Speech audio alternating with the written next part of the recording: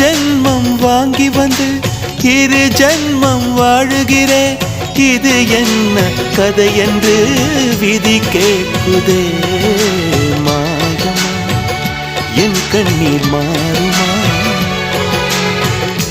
எங்கேயோ தொலைந்த விதை இங்கே வந்து பூத்ததென முல்லை பூ என்றிருந்தேன்.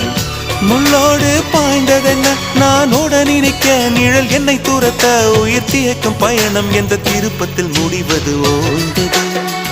என் கால்கள் ஓய்ந்தது, தீர்ந்தது, கண்ணீரும் தீர்ந்தது.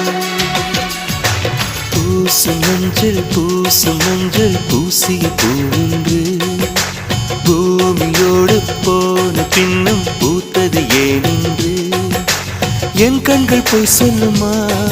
வேறில்லாமல் பூ